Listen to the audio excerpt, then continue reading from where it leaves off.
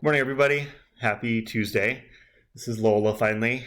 I said she'd be in here, and then she she was going to, and then she got all muddy yesterday, and then I forgot the other time, but here she is saying hi.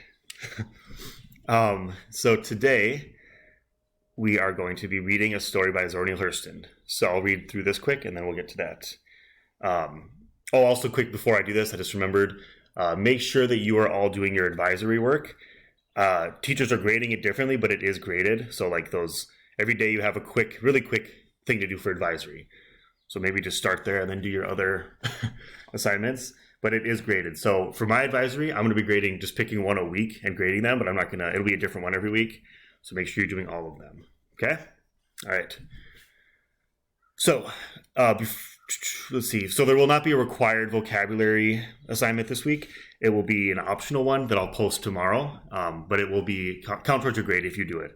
But don't worry about doing it. Some of you in that survey were a little concerned about having too much to do with vocabulary, and some of you wanted to do it more. So I'll be posting it, and it will help your grade, but it will not be required. All right, our learning objective today. I can read Drenched in Light and identify which parts of Zora Neale Hurston's life show up in this story. Okay? So first, watch this video.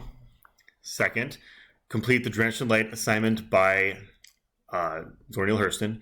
This is going to be part 1. Part 2 will be tomorrow. Use the video. I'm going to make a video of me reading through it and explaining the directions like I have for other assignments. So if you would like to use that, you definitely should. This one I would recommend using it because it's a longer story, and I think it would help if you listen to me read it, but you don't have to. And then there is the warm-up today in that assignment is voting on your favorite quarantine meme, which I'll show you in just a second. Make sure that you vote on those. I'll show you how to do that, and then I'm going to post the winner on Thursday. All right. If you have not completed that survey still, 2 more people did it yesterday, so we're up to 44, but make sure you do that. Click on this link. That helps me a lot. Like, for example, the vocabulary. I got a lot of feedback on that about those that like it and those that don't. And I'm just going to be using it still, but not as much for those of you that are not as into it. But it is important to learn vocabulary still, so that's why we're using it, obviously. All right, Lola's getting kind of antsy. Sorry, Lola. All right. And then just last thing, join my office hours. Check in and say hello. Let me show you the assignment for today quick. All right. So it's going to be in this cool Tuesday folder if it lets me. I know. All right, so right here. So this is a story written by Zora Neale Hurston, of course. Our goal for today is going to be to understand how her life and her experiences and her perspective influence her fictional writing. This is a fictional story, which means it's not based on everything or based on the truth.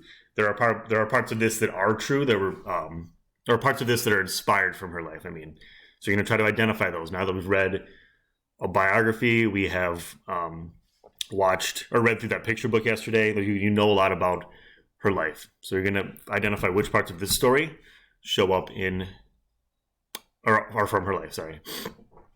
All right, so I'll go through a lot more detail on this when I make the other video, so make sure you check in and watch that video as well. This is the meme vote, though. Pick one of these or find your own on the Google, and then add it here. You can just copy and paste it, or you can type it. So you could say the dog one, or just describe it, or copy and paste it, or find one on Google. Okay? All right, that's all I got for today. Check the other video that will be posted shortly for help on this assignment and explaining it. All right? Okay, everybody.